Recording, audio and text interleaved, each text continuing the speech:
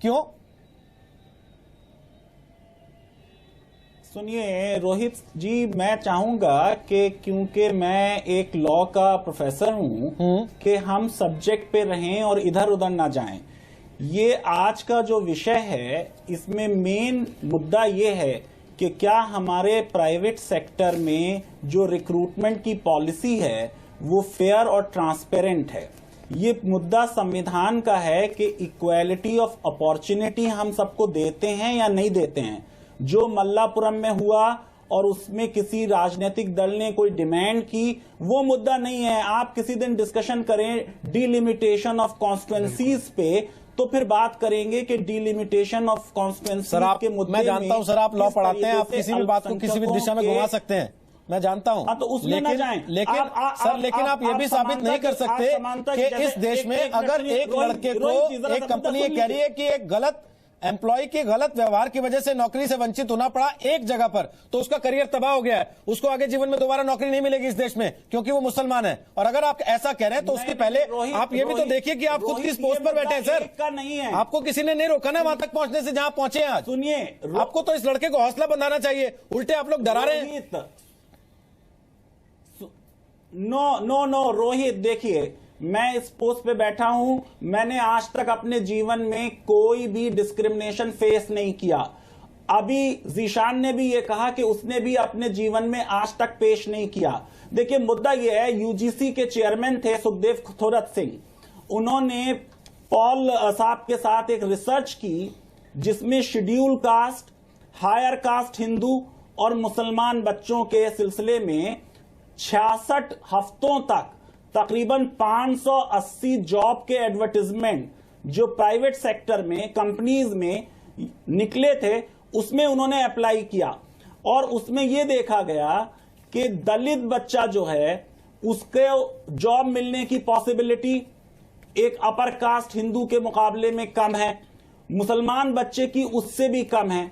ऐसा ही अमेरिका में भी होता है कि अमेरिका में एक वाइट को जॉब मिलने की चांसेस और एक अफ्रीकन अमेरिकन के जॉब मिलने के चांसेस में 50% का डिफरेंस है। मैं ये बताना चाहता हूं कि समानता के अवसर दिए जाने का जो संविधान ने एक प्रावधान किया है एक मौलिक अधिकार के रूप में, उस पर बहस बहुत तेज तरीके से होनी चाहिए। ये कह देना कि सब बराबर हैं, उससे लेवल प्लेइंग फील्ड नहीं होती। इसलिए साउथ अफ्रीका का कॉन्स्टिट्यूशन आप देखें, उन्होंने 2 लॉ पास किए इसमें कि प्राइवेट सेक्टर में भी फेयर रिक्रूटमेंट हो। देखिए यूनियन पब्लिक सर्विस कमीशन का कितना फेयर रिक्रूटमेंट है, किसी को उस पर कोई एतराज नहीं है। प्राइवेट सेक्टर में लोग कहते हैं कि ताल्लुकात के बेसिस पे, सोर्स के बेसिस पे, सिफारिश के बेसिस पे होता है। जो ये मुसलमान बच्चे के साथ हुआ यही शेड्यूल कास्ट बच्चे के साथ भी होता है। तो ये कास्ट के बुनियाद पे या धर्म के बुनियाद पे रिक्रूटमेंट प्राइवेट सेक्टर में नहीं होना चाहिए। देखिए ग्लोबलाइजेशन के बाद सरकार के पास तो जॉब कम होते जा रहे हैं सर, पॉइंट टेकन। ज्यादातर जॉब प्राइवेट सेक्टर में है। अगर प्राइवेट सेक्टर में फेयर रिक्रूटमेंट नहीं होगा तो उसमें आप ये देखिए कंपनी लॉ में एक प्रोविजन है सर के ऑपरेशन और मिसमैनेजमेंट, ठीक, ये ऑपरेशन और मिसमैनेजमेंट का केस है सर। मैंने आपका पॉइंट मान लिया, सोसाइटल इंटरेस्ट वायलेट नहीं, मैंने आपका पॉइंट मान लिया, लेकिन अब मेरा सवाल प्रेम शुक्ला ये है कि क्यों धर्म को इस तरीके के आईनों से पेश किया गया कि लोगों की एक सोच बन गई कि इस धर्म के लोग ऐसे होंगे, इस धर्म के लोग ऐसे होंगे, इनको रखना इनको नहीं रखना, और किसने किया?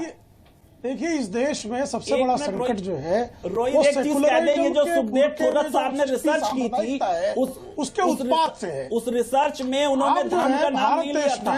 सबसे पहले धर्म के आधार पर अलग सीटें आए, धर्म के आधार पर अलग नौकरियां हो, धर्म के आधार पर आरक्षण हो। ये सबसे पहले बात किसने शुरू की? मुस्लिम लीग ने शुरू की। परिणाम क्या हुआ? जैसे ही कॉन्स्टिट्यूंसी 1927 में बनी, पहली बार जो वोट देने का अधिकार इस देश में कुछ लोगों को मिला, उसमें जो है पहला मुस्लिम लीग तब तक 1600 सदस्यों वाला दल था। जैसे ही वोट मिलने का अधिकार हुआ और जब धर्म के आधार पर गोलबंदी करने का प्रावधान हुआ, उसका परिणाम यह हुआ कि देश 1937 आते आते बंटवारे की हवा बहने लगी और 47 आते आते बंट गया। अब जो है दूसरी स्थिति फिर पैदा की जा रही है।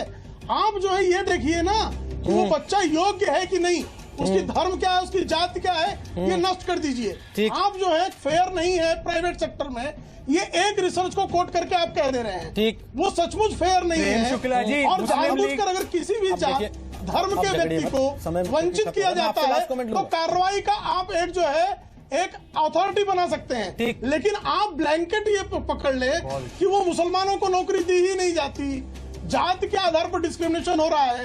एक कोई आयोग बैठ जाएगा, 10,000 से का एफिडेविट ले लेगा, उसके आधार पर अगर ये निष्कर्ष हो जाएगा और संसद स्वीकार लेगा तो आप इस देश में दूसरे पाकिस्तान के निर्माण का बारूद लगा रहे हैं। ठीक, ये सत्य समझे। ठीक, बहुत छोटा सा देख रहे हैं आप, म्यूजिक सुन रहे होंगे, दबाव है मेरे ऊपर, ब्रेक ले लीजिए रोहित, मैं प्रेम, एक मिनट में आ रहा हूं, एक वापस, सेकंड, प्लीज। जो मुस्लिम लीग का आपने बात किया प्रेम शुक्ला जी, बहुत अच्छी बात है।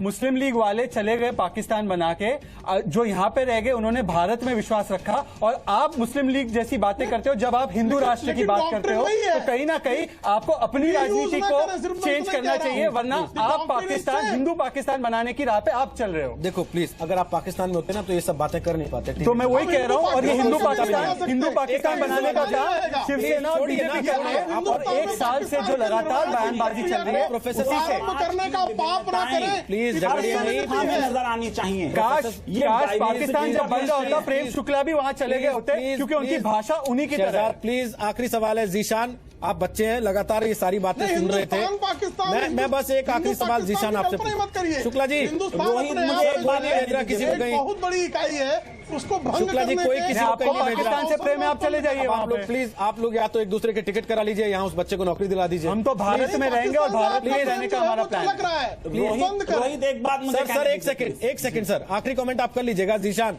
आपको भरोसा है ना कि आपको नौकरी मिल जाएगी और इंडिया में ही मिलेगी, हिंदुस्तान में मिलेगी? देखिए, आने वाले वक्त में क्या होता है तो आने वाला वक्त ही देखिए, मैं इस मामले में कुछ भी नहीं कह सकता कि नौकरी मिलेगी नहीं मिलेगी। आप लेकिन उम्मीद मैं रखिए। सिर्फ इतना ही कहना चाहूंगा कि जो सोच है आज एक समाज का एक ऐसा हिस्सा है, आज कुछ फ्रिंज एलिमेंट्स ऐसे हैं जो सिर्फ ये सोचते हैं कि सोसाइटी के इस हिस्से को दूर कर दो, सोसाइटी के इस हिस्से को पीछे छोड़ दो।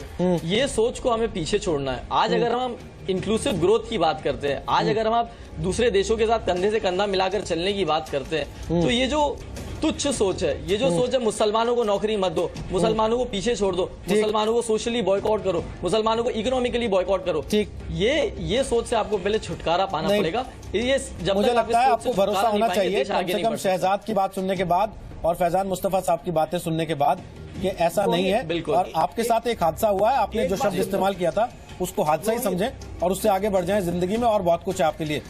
मुस्तफा, बहुत छोटा सा लास्ट कमेंट आपसे, समय से ओवर हो चुके हैं। जी सर, एक बस लास्ट कमेंट। देखिए, विश्व की जो मैच्योर डेमोक्रेसीज हैं उनमें इक्वल अपॉर्चुनिटी कमीशन होता है। भारत में भी एक इक्वल अपॉर्चुनिटी कमीशन होना चाहिए।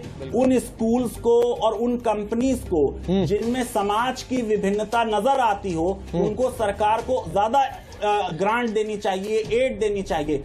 पूरा एक प्रिंसिपल विश्व भर में यह माना जाता है कि जो समाज की विभिन्नता है वो हर संस्था में और हर कंपनी में नजर आए। बिल्कुल ये सर, क्वेश्चन अल्पसंख्यकों का नहीं है, ये क्वेश्चन विभिन्नता का है। ठीक, ये सर, डाइवर्सिटी मैनेजमेंट का इशू इक्वल है। अपॉर्चुनिटी कमीशन होना चाहिए आप कह रहे हैं, और मैं कहता हूं कॉमन सिविल कोड जैसी चीजें भी होनी चाहिए फिर, ताकि देश में सबको वाकई इक्वल अपॉर्चुनिटी मिले। और एक वो तभी बनेगा ना जब आप उनको मेन स्ट्रीम में ले आएंगे।